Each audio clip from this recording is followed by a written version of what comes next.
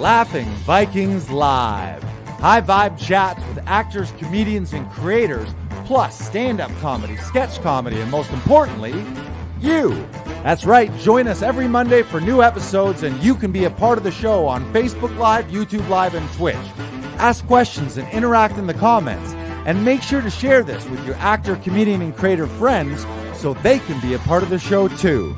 Can't make a live show? No problem. You can catch up on your favorite podcast platform and visit laughingvikings.com to find out how you can join the cast and crew. All right, it's time for today's show. Buckle up and make sure you stick around to the end because we have a special surprise for you. All right, ladies and gentlemen, it is Laughing Vikings Live. Happy Monday Fun Day. Let's go.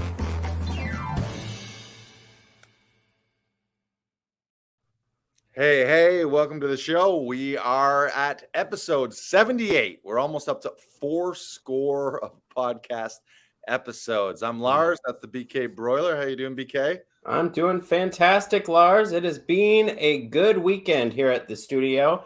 Although I am not in the studio right now, I am at my home. Yes. Yeah, it's been busy. We've got the TV film industry in Toronto heating up. So the studio naturally is getting busy with TV and film auditions. And then we always have a ton of commercial auditions coming through.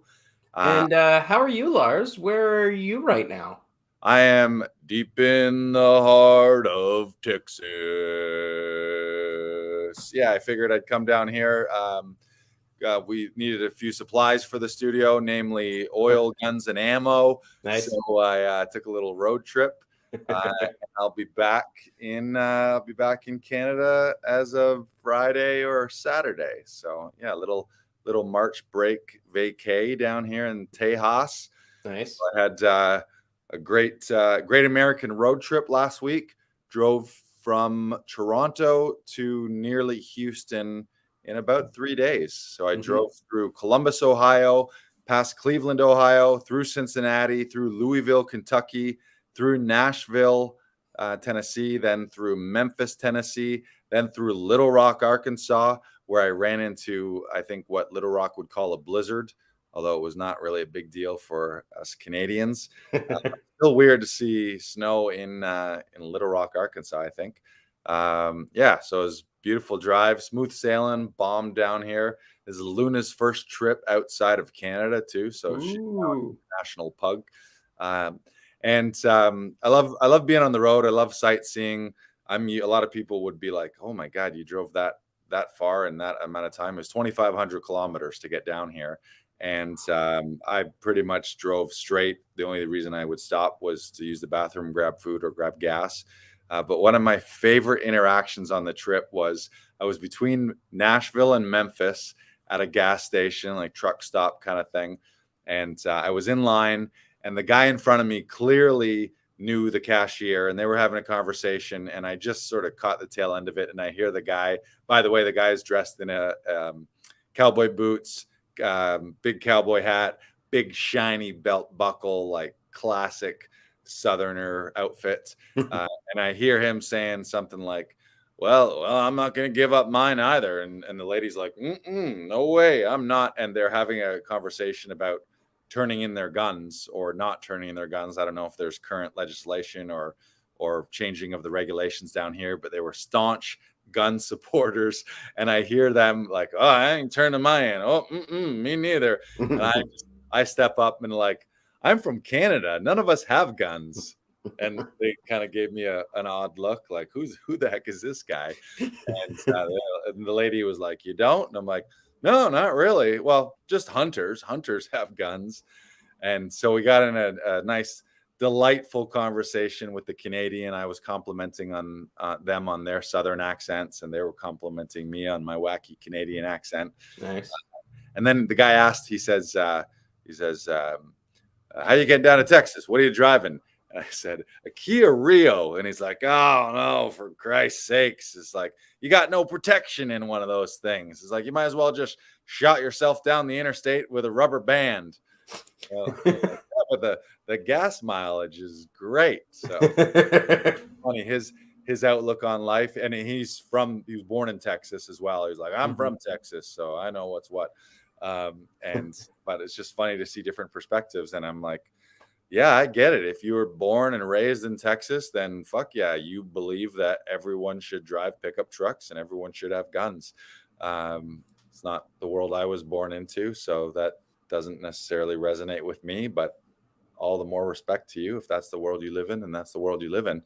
And then he also warned me, he's like, oh, you'll see when you get down there. You walk into a Walmart, everyone will be open carry. They'll have handguns on their belts, which I have not seen yet. So oh, wow. I don't know if he was exaggerating or not, but I have not seen a single gun down here, at least in someone's hands or on their belt buckles anyways. So but maybe I haven't gone to the right places yet. So everyone is super nice. That Southern hospitality. We had some amazing Tex-Mex last night. The night before, we had some incredible incredible food at a steakhouse. Everyone was super nice and super hospitable. So certainly the Southern hospitality, that stereotype is 100% true. Nice. Fun stuff. Yes. Nice. But we've got a great episode today. We're going to talk about what to expect as an actor when you book and come to the studio or via Zoom for an audition session. And we're also going to share 5 easy ways that you can up-level your auditions. And these are 5 things that we often are suggesting to actors in their auditions. Obviously, the goal, you want every audition to be your best foot forward. You're a storyteller. You got to see that as an opportunity to tell a story and to throw in your unique take on it. And there's little things that I mean, we can never guarantee or promise that, yeah, come book with us and you're for sure going to book the role. But what we can always guarantee is that wherever your audition came into the room at with your prep before the audition session, that by the time we've worked it with you, we'll have sprinkled some creative suggestions on you and helped you dial in and dial up all of your storytelling. And there's a handful of ways that you can do that, or more than a handful, but we're going to talk about 5 of them today. So my question for you, Brandon, and I'll let you lead this discussion since you've been running a lot of them recently, is I'm an actor. I've booked it. We talked in a prior episode, I think 2 episodes ago, episode 76, we talked about how to book a session. I went through the online booking process. But when someone arrives at the studio, walk them through how you personally run a session. I know some of our session directors run them differently, but I think you and I are very close to how we run our sessions with actors. So tell us about, I'm an actor. What am I going to expect when I roll into the studio or when I connect with you via Zoom? Well, most of the time, Lars, you're going to be greeted by clapping. I like to greet everyone that comes into the studio with a clap because I think it really inspires people and it gets people into that applause sort of atmosphere, and like that instantly, I don't know, that immediately puts me back on stage or back to performing. So I like to start off with that just so that they feel welcome, like you get a good energetic hello, but also you get that applause immediately. You know we're on your team.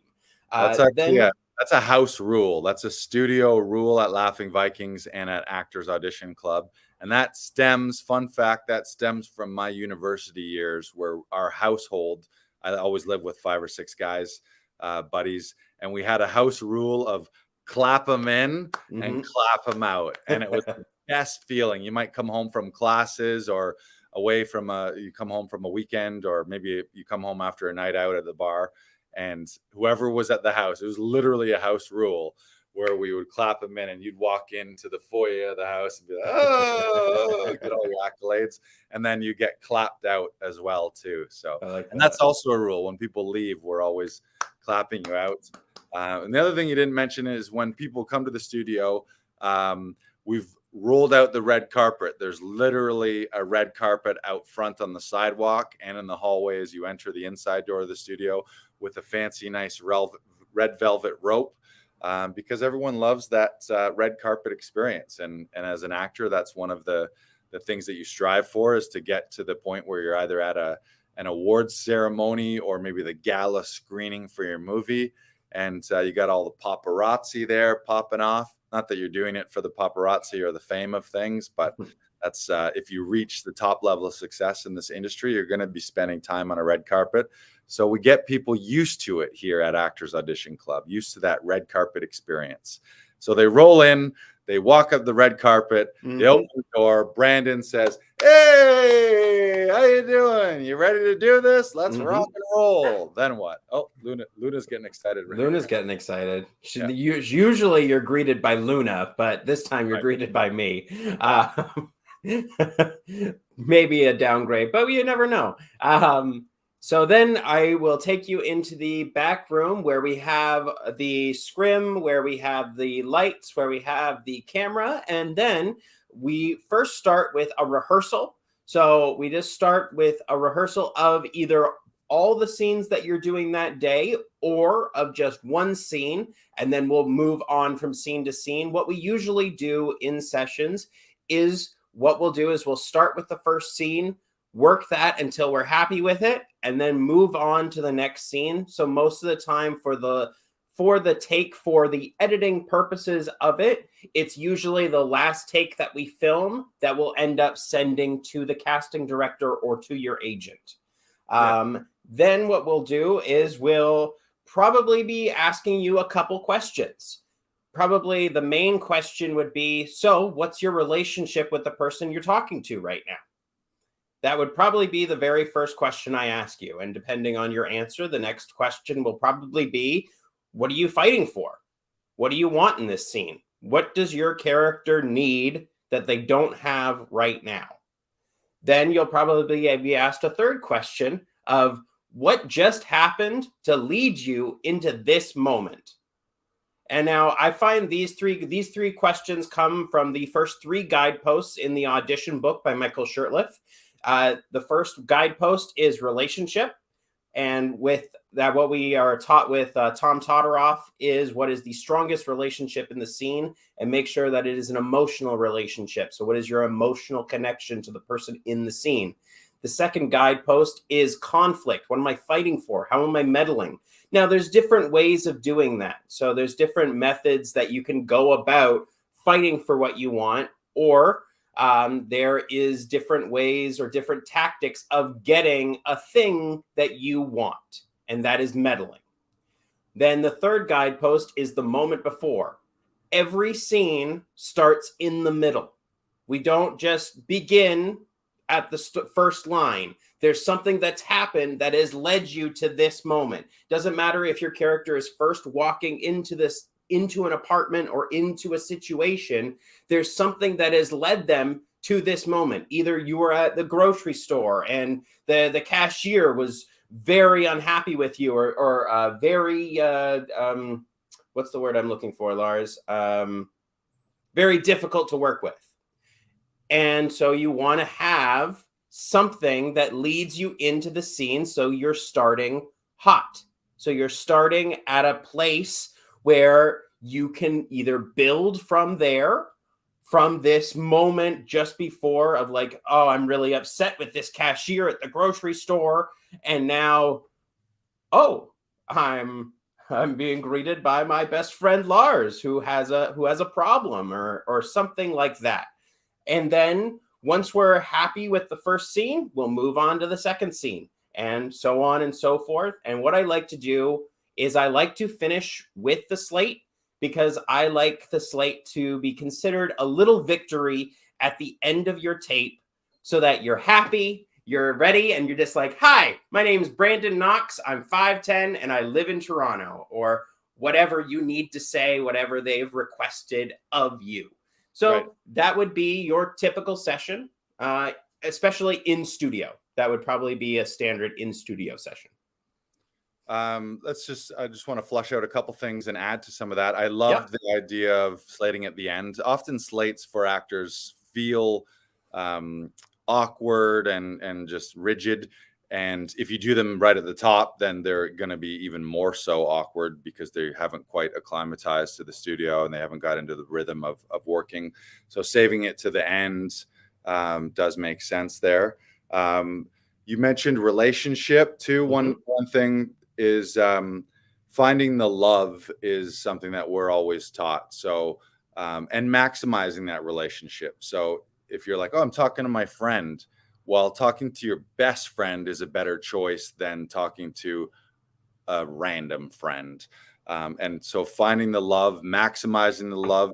And it's also, relationship is more than relationship to your scene partner. That's relationship to everything. So if in that scene um, you mentioned the dinner that you're about to eat, you mentioned the lasagna, fucking love that lasagna. Or if it's your mother-in-law's lasagna and it's nasty as fuck, then just that is the most disgusting, awful lasagna that you've ever had. So making your relationship to everyone and everything very, very clear, and just remembering what's your job as an actor. Your job is to be a storyteller based on the circumstances of the script, but to be a storyteller and to illuminate the script.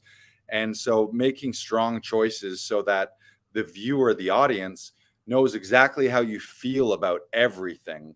And that's what you want in real life too. When you're meeting someone in real life, someone who's very interesting is someone who's, you know exactly what they're thinking and you know how they're feeling about everything. They're not wishy-washy, or the worst is when they're just apathetic and you're like, I don't know if this guy's alive or dead. He feels the same about everything. So being very intentional about how you feel about everything. Also, the opposite of love is hate too. So finding the love, but an opposite to that is, are there things, if there's something that you really dislike it, instead of just being lukewarm on everything. You mentioned the moment before too. Another thing that is useful in the moment before is just finding some secondary action. What are you doing? What's bringing you into the scene? If you're at a desk, for example, maybe you're typing out of frame, or maybe you're working on some paperwork, or just something to get you into the moment. The main thing with that moment before is you don't want to be caught as an actor turning on, so that you're just standing there doing nothing as an actor, not as the character, and then all of a sudden the audience or the casting people, production, see you flip on or off, so that you've got those first few moments before to carry you into the scene and to propel you into the scene, so that nobody is seeing, oh, this is an actor starting a scene. It's like you mentioned, the scene's already started before action, ideally. Yeah. Great. Anything else? Oh, so let's talk about Zoom sessions. Anything different for you when you're running Zoom? I make sure that their video is pinned. Most of the time, I will ask the same questions, and I will probably maybe adjust your framing or your lighting depending on what you have available to you. I would still go scene by scene, just because I think it's easier, and also it's just easier to edit at the end. And also, I want you to focus on the scene to make you feel accomplished.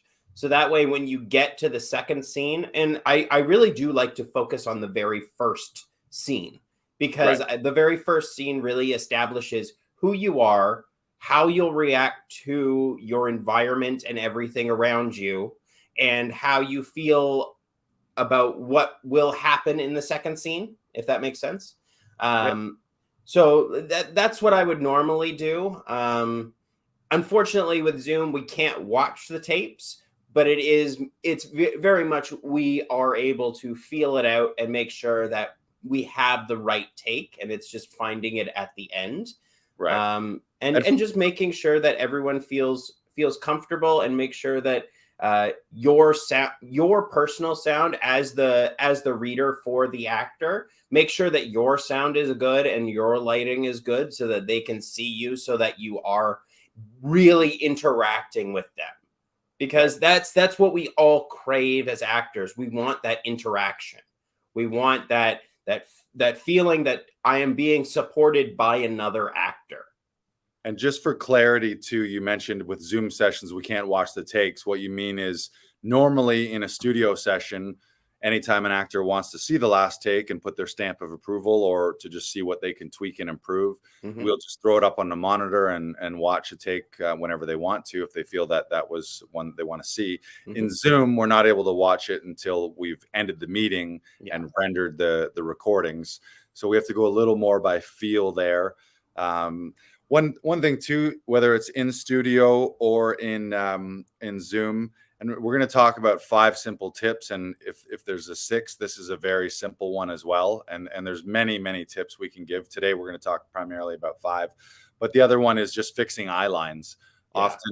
Often people are throwing an eye line way out here instead of right here where you can see my eyes. Or even if I'm starting with some kind of secondary action, if I start like I'm looking at something in my hand, say I'm looking on my phone, well, what are you seeing right now to start the scene? As the fade comes up to start the scene, you want casting and production to see my forehead as their first impression.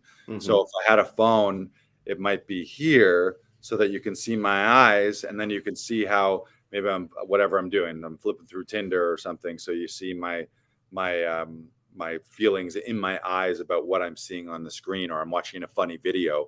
Well, if it's here and I'm just chuckling, you're not going to get any of that. So quickly fixing eye lines for people is one of the easiest thing. And I find it's often something that people neglect, and they always, not always, but often make them much wider than they need to be. I was taught one time, like, it's really 90 degrees. If 360 is a full circle, it's, if right down the barrel is 0 degrees or 360 degrees, it's 45 degrees this way, 45 that way. Yeah. Unless it's something really secondary or something really like that isn't part of the scene, where you don't need to see my eyes or see how I feel about it, because the second you threw it out here, you're not seeing any of that. But if it's here, you can see all that. And also cheating eye lines for the ground too. You walk in and there's a dead body on the ground. Again, if I look down here where it would be in real life, you're going to see my forehead and you're not going to see my eyes. So I might cheat that. How's that right there? Does that look like I'm looking? That looks good. And then you can see my eyes, like, holy shit. But if I walk in and it's here, you're not going to see any of that. So again, eyes are the windows to the soul. And we talk about close-ups making careers. And the reason the close-ups are so powerful is you can literally see people's thoughts through their eyes, and you see their thought process into their eyes. And if casting and production can't see your eyes, that probably means they can't see your thoughts. They don't know what you're thinking, which means you're really not telling the story as effectively as you could be. So that's a little tip for people there too. Great. So that's walked through the studio sessions and Zoom sessions. And then one thing we'll just fill people in is, typically at the end of a session, within about 15 minutes, we've snipped together the takes however casting wants it, whether they want separate files or they want all the takes together with a slate, or slate separate.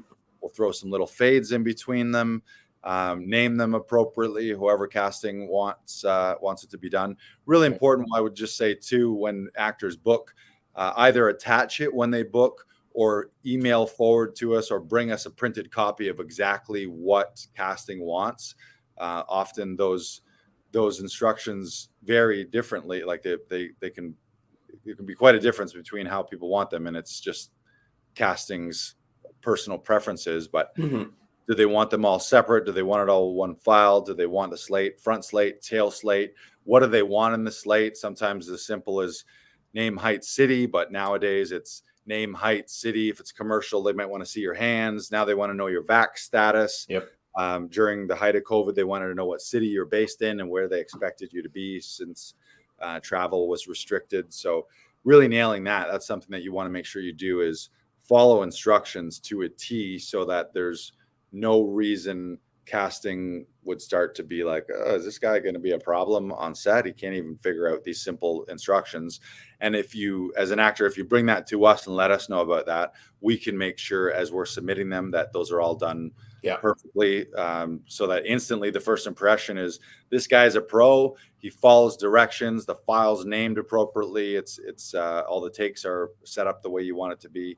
And they're like, man, this is going to be, if we cast this guy, it's going to be smooth sailing because he understands how to follow directions. And then within about 15 minutes, we transfer those off to you, your agent, and or casting, wherever it needs to go. Mm-hmm. So that the whole point of working with us on your auditions is so the only thing you need to work on as an actor is your actual performance and your storytelling ability. And we handle all the tech, we handle all the camera work, we handle all the editing, we handle all the file transfer. So literally, as I know Chris Sandiford, this is his favorite thing, he's a regular at the studio, is he just walks in, does his thing between action and cut, and walks out and doesn't have to think twice about any of the tech stuff. And for anyone who's not that tech savvy, and I know there's a lot of people, maybe not to stereotype, but older actors maybe are a little less internet and tech savvy and editing savvy. So that's something that people don't have to ever worry about by with us. All right, we want to move into those 5 tips. Let's do it.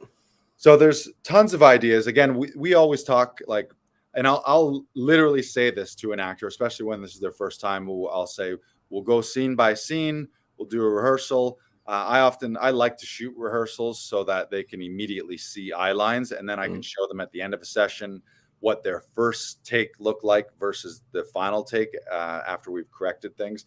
And then I'll say at the end of a take, any creative ideas that I have, I'll offer them up. Feel free to take them or leave them. Obviously, it's your audition, it's your performance, it's your you're in charge. But there's like, it's one of my favorite things about helping actors with auditions is there's I was going to say a million, maybe that's over exaggerating, but there's dozens of little things and little suggestions that we can tweak that will raise the bar and make sure that whatever level they were at when they came into the studio, by the end, they're much, the audition is much stronger. Yeah, speaking of that, Brandon just threw up the banner there. You can book your next self-tape audition session with us. You can book it through our link in bio on Instagram or Facebook, or go to laughingvikings.com/links or directly to laughingvikings.com. You'll find it there. Real simple, and we talked about how to book a session. But let's talk about 5 simple tips to up-level your auditions. So these are a sample of 5 little things that we might suggest or say to an actor to help improve their audition. So you want to talk about the first one? First one we have today is rate. So at different points in your audition, you can choose to speak faster or slower.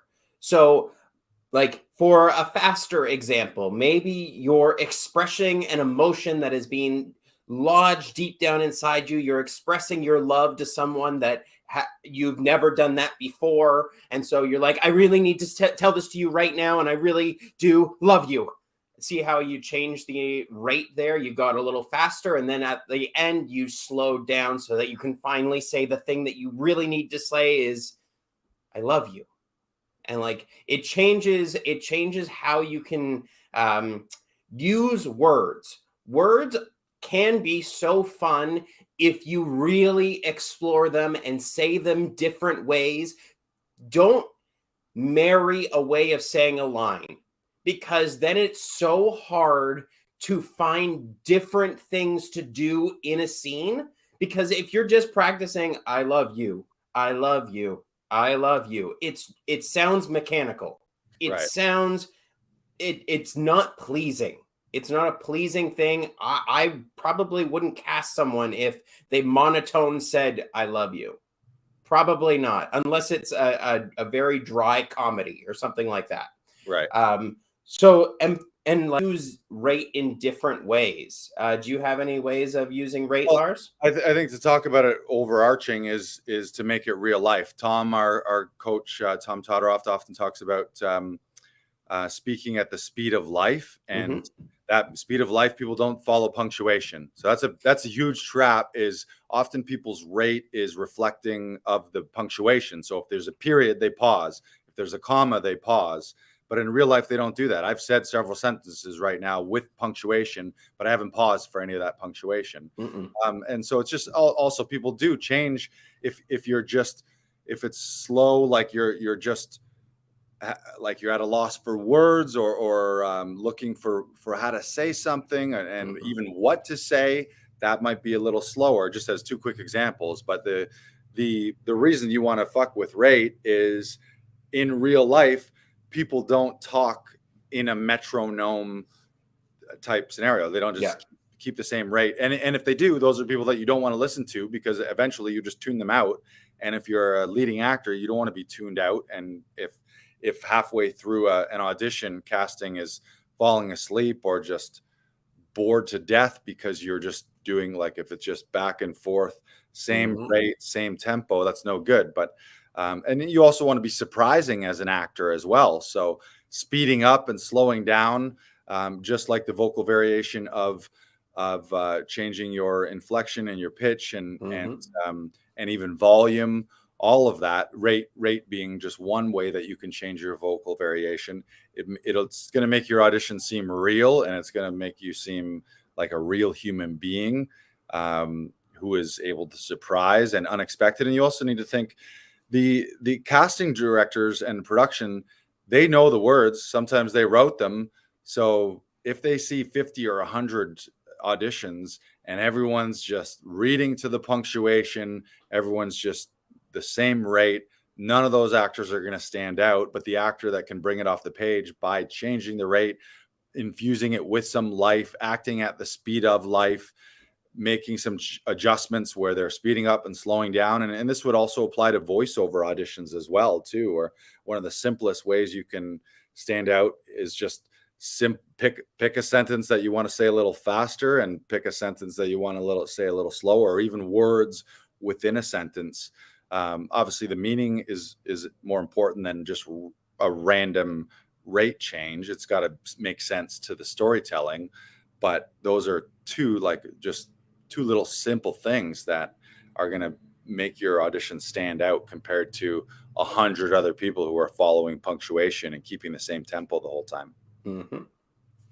Number 2 is visual architecture. So what we mean by this is, most of the time it's starting further back and then working your way closer and closer to camera to finish up with a close-up.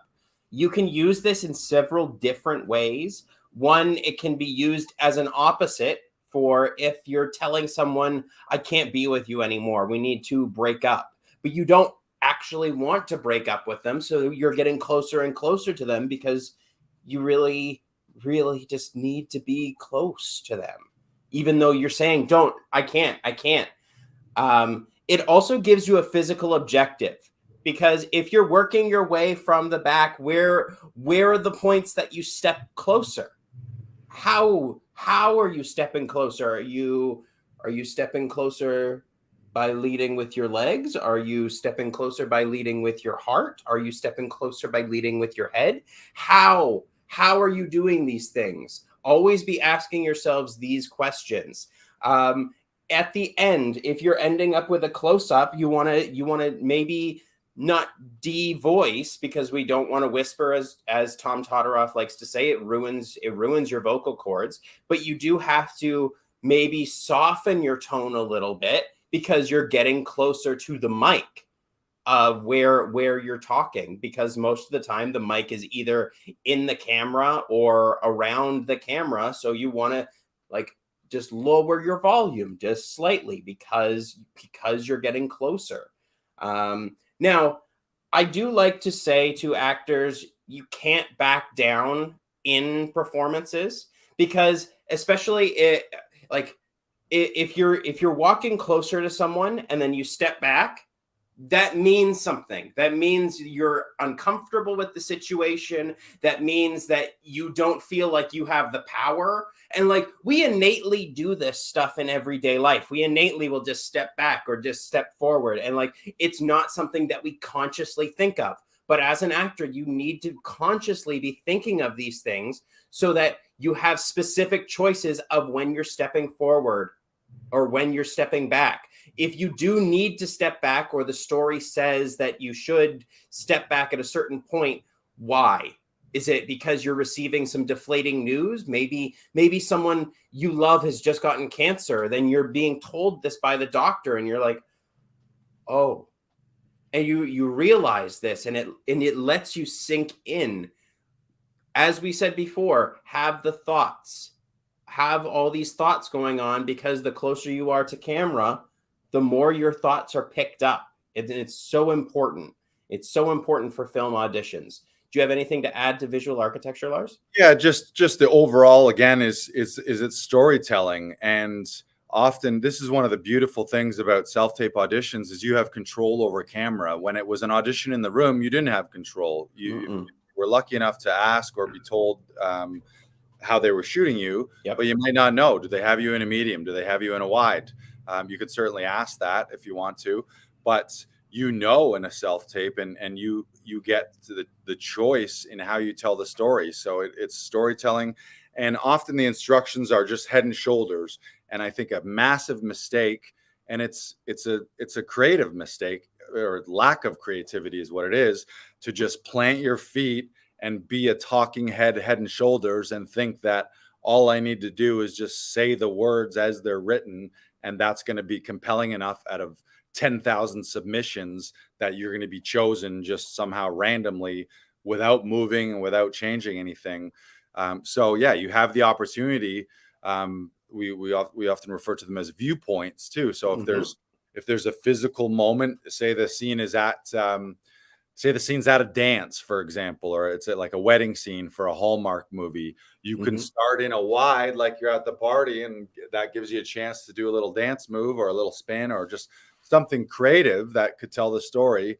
And then if the scene is between you and a loved one or a potential love mate, then like you mentioned, you can press forward at that moment where it's, are you going to kiss her? Are you not going to kiss her? And you're right there, versus standing there in a medium head and shoulder shot and never moving forward or never moving back. There's no storytelling there. So finding those moments where you can tell a story by your body. It's like acting is vocal and it's physical. Our bodies and our voice are our instrument. Yes. And if you're not using, like, the equivalent of not doing this stuff is like playing the piano and playing two notes, where you've got all 88 keys, but you're just doing the same thing. You're not moving and you're not changing your voice at all. And then you're expecting somehow magically they're going to be like, oh yeah, this guy's going to be amazing. Well, you haven't shown them anything. So you haven't shown them any creative choices, and nothing about that is going to stand out. So yeah, finding those moments for the wides. Also, things like your entrances and exits. Those are the times that give you an opportunity. Like we're often taught, if I leave frame here and then pop in because I forgot something in a little closer, that's enough of a surprise that it's likely going to be kind of funny. So that finding those creative things and not being afraid to make those creative choices. A lot of times people are like, oh, well, what if they don't like that? Or is that what they want? It's like, you can do whatever you want as long as it's justified somehow by the script. But also, you're a creative human being and you're a creative storyteller. So that's on you to bring that to the table. And we always see our auditions as an opportunity to perform and as your opportunity to shoot a little short film. So how would you make that more interesting? You can make it more interesting by these viewpoints and by changing things up as is justified by the script. Like the press in, I love that. Or even you can find multiple positions. So you can't quite see me here, but I can enter in a wide spot, sees the person I want to talk to. Oh, there he is. Then I can come to here for my main position for the bulk of the conversation. And then I can take one final step in if I need to show a little aggression or a little extra love. I can finish that in a close-up. So then all of a sudden, the storytelling is, you got a moment before entrance, like popping in. Oh, where is he? There he is.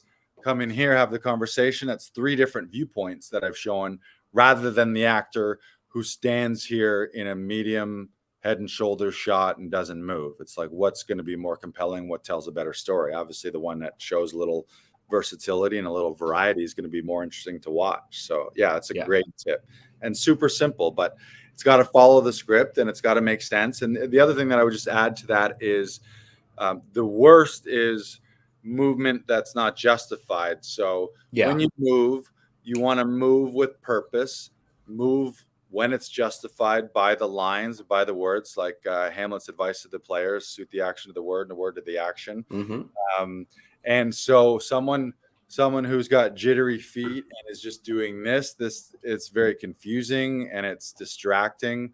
Or sometimes people tend to move a little back and forth. It's like, plant your feet and then move when it's appropriate to the script and to the scene only. Yes.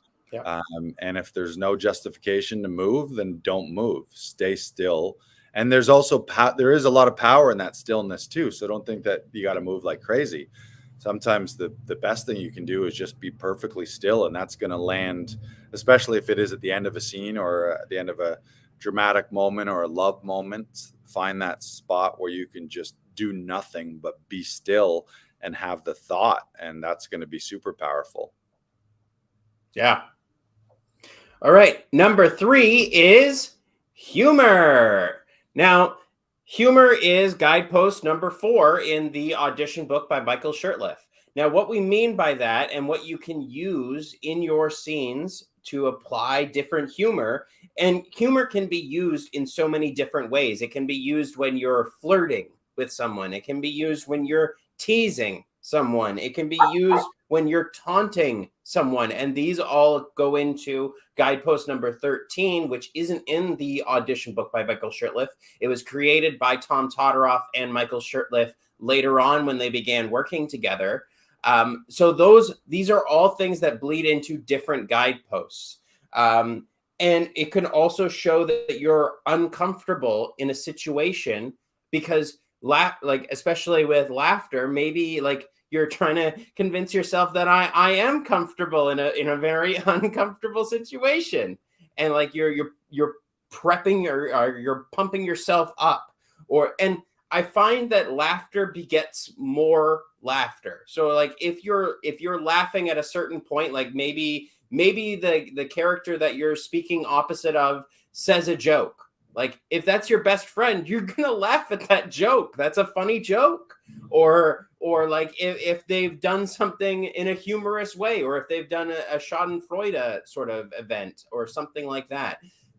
The more you add these different moments into your audition, it will elevate your human level because you're being a human being in that situation. Like I laugh all the time to either make myself more comfortable in a situation or to establish a relationship with somebody else, or if I'm flirting with somebody else, or if I'm taunting somebody else.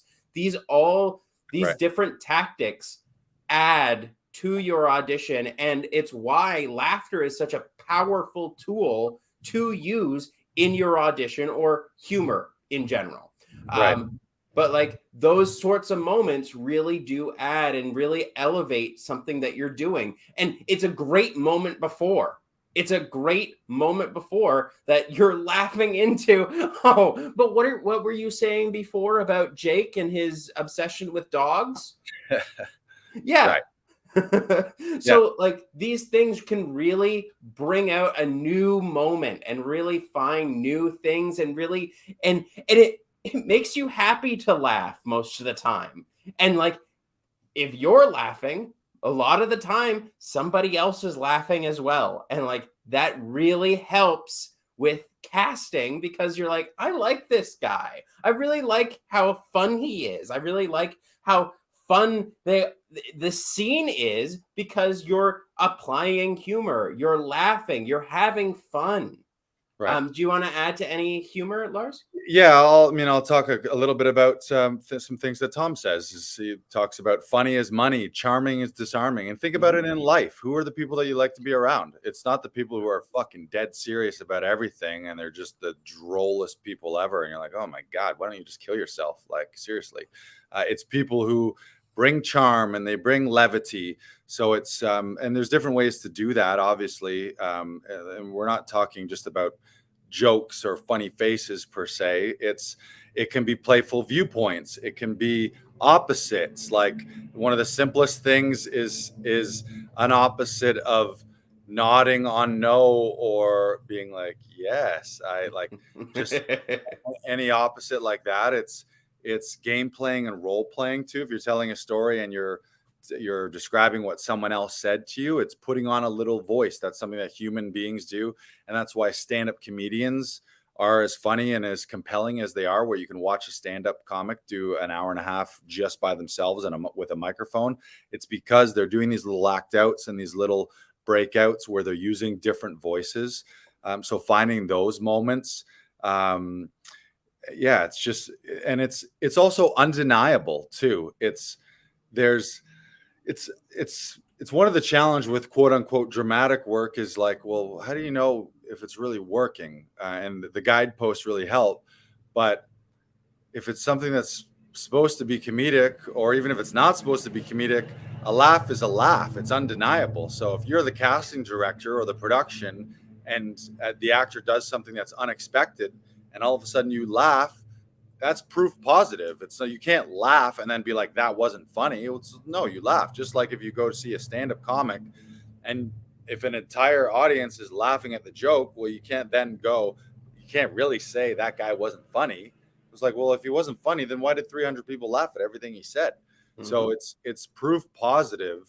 Like there's no denying laughter and humor, and it makes everyone feel better. And you never met someone that made you laugh that you didn't feel good about, really. Yeah. It's just one of those things. It's so powerful, and I think people shy away from it, thinking it's going to be too much or too big.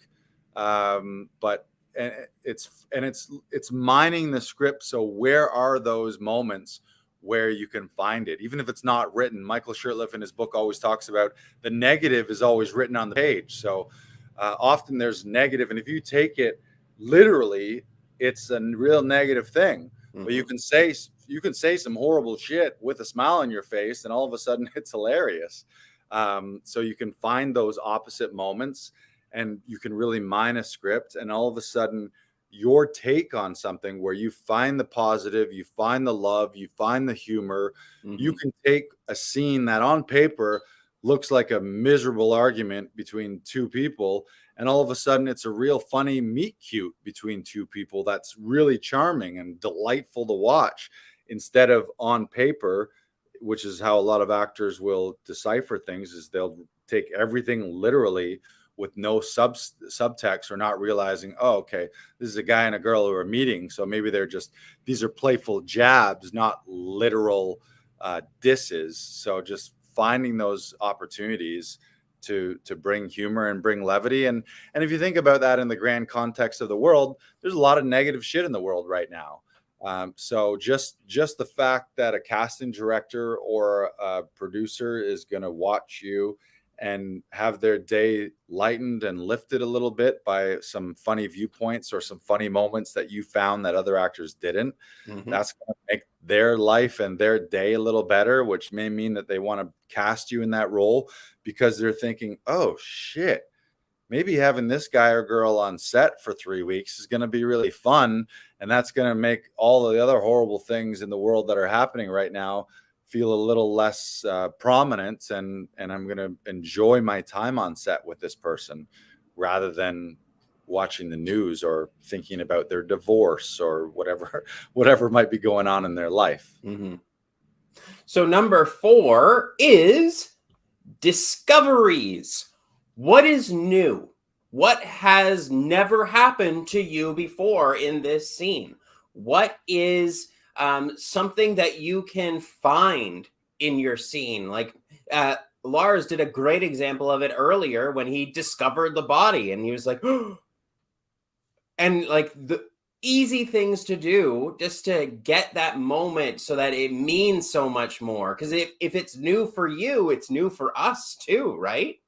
Anything to add to discoveries, Lars? Well, yeah, I think it happens so often in scenes and people don't register it. Like if anytime you're coming to find someone, like you're entering an office or you're entering a party, a lot of the times on a first take, you'll see someone walk in and they just walk in and the person's just there. Mm-hmm. There's no like they're not scanning the room and then finding them, or they're scanning the room and then there's a little double take. There's often none of that, or it's finding something in the room that you notice. It might be scripted that you notice it, but then you just look at it, or rather than actually naturally like scanning the room and, oh, what is that? And then you actually see me see it.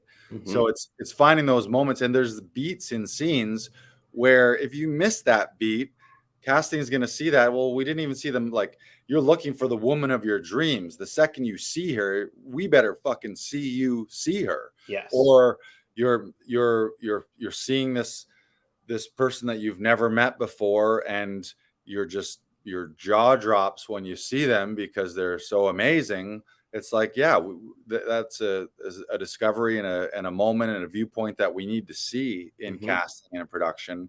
And the other thing about discoveries is that's often what makes, there's a danger in acting, especially with prep, is you hear the term where, yeah, acting is great, just don't be caught doing it. Like, you don't want to look like it's a performance. And if you don't have those little moments, those are the moments that make something seem real, where that's it adds some spontaneity to it, I guess, is the lesson, is having that discovery of, oh, boom, there's something that you saw in the moment in real time, versus you pre-planned it, you premeditated it, you pre-rehearsed it 1,000 times, and it's just there, and you miss that moment of having that genuine discovery. And it's just a simple way that you can up level your performance, and you can cross that line of being an actor acting to just being a person who's just being a human being. And a great question to add to that is, what do I expect to happen when I reveal something, and what does actually happen? Because we're always fighting for a dream. We're always fighting for something bigger than ourselves, or something bigger than the scene in general. So what do you expect when you say, I love you, Sally? You expect her to say, I love you too, Brandon. But then you get a thank you. And how does that make you feel? What does that discovery make you? How does that get you going into the next point in the scene? It comes back to justification, really. Right. That what you just mentioned is the obvious discoveries are visual discoveries. That's real easy to find something, to find a person, to see an object. But the other discovery is new information as well. New information told to you that changes everything in the scene. And that often is a big beat change in the scene as well. If you're looking like, well, where does this scene change? You don't want the scene to just be the same all the way through. So often that discovery of new information, or if it's like a crime drama type thing, someone tells you this brand new piece of evidence. Well, now that changes everything, because, oh shit, it's not the guy I thought who did it. It's that guy. Like that epiphany type moment is the type of moment that you're looking for with discoveries. Yes, exactly. And to round off this discussion, we have number 5, buttons. The button, which often relates to humor as well. In my opinion, if you can find an extra last moment where you can get a little laugh from casting something unexpected. But the way you want to think of it is not, how can I get a random laugh? It's, if the director didn't yell cut, what comes next? And often when you are on set, you shouldn't, like, you're not cutting, you as the actor are not the person to be like, okay, scene done, cut, and scene. Like, you're not actually doing that in real life on set. So continue to play the scene out. And it's a great way to stand out. It's a great way to show that you're creative, that you've got some improv chops. Often, if it's something that works, like, and I would say only add it when you know it works. And so you might have to have some comedic sensibility to do that, which some people have, some people don't have as strong as others. But if you have an instinct and you're like, ooh, I like that, then go with it and get that last line, especially if your character maybe doesn't have a ton of lines or doesn't have the last line. Yeah. Give yourself the opportunity and don't worry about it that it's like, oh, well, it's not scripted. Guess what? They can cut it. But the fact that casting sees you add to it and enhance and lift up a scene, or even the writers or producers, directors might be like, oh shit, we can just let the camera roll and let this guy roll, and he's gonna come up with things that are as good or better than the script. Now, you got to be careful with that because you want to treat the writing like hallowed ground, and often the writer is the showrunner or one of the producers, or the writer might be watching your audition, so you don't want to stomp all over their writing. But adding one more line at the end of it is one of the easiest ways to do things. And it doesn't even have to be a line. It could be something physical that you do. It can just be a last look. But really, the point is paying real close attention, just if like the moment before, what leads you into the scene, what takes you out of the scene at the end. What is it's your first impression and your last impression. People are going to remember the beginning and they're going to remember the end. And often when I'm looking at my takes, I'm often choosing what I feel is the best take and the take I'm going to submit almost solely based on the opening beat and the closing beat. And the middle is kind of the middle. If I flub something, or maybe something is not quite as strong or exactly how I wanted, I don't ever want to submit. Certainly if the opening beat and the opening moment and the opening line isn't bang on and really strong, and I made a strong choice, and the end isn't strong, I'm probably not wanting to use that take. If there's something off in the middle, I can get away with that and be okay with it. But it's the beginning and the end, and that's psychological. Something called the primacy and recency effect is the phenomenon of, you can go to an hour-long thing and you're going to remember the opening and you're going to remember the closing. If you have a conversation with somebody, you're going to remember the first thing they said to you and the last thing, and then the middle is kind of the middle, and it's a little bit of a jumble. But just really focusing on that, and then as a comedian and having a sense of that, that's one of my favorite things running sessions is, ooh, what about this? And just feed one last line as the scene is ending before you fade on it, or even fading on that last line. So you're fading and closing out the scene, but getting that last word or that last look or that last point in there. And there's a lot of stories of people that have added a button and it has been added into the script, and they've gotten reoccurring roles that were only supposed to happen for 1, maybe 2 episodes. And now they have a reoccurring role just because of some button that they added that has become a character trait of theirs on the show. Yeah, and it's just having the confidence to do that, seeing yourself as a storyteller, seeing yourself as a creative person, and going into that audition as, what do I have to offer? For me, that's part of what I offer as an actor, is the ability to improvise and the ability to enhance a script with my own thoughts and my own words. And that's what leading actors do. Now, if you're auditioning for a functionary character, like you're the bellhop or the concierge or the hot dog man or the taxi driver, and it's just real quick and it's really not about you, you might be a little more judicious and you're used to that. But I would still say, if it's something that you feel works and you have the instinct and the thought, then I would still include it.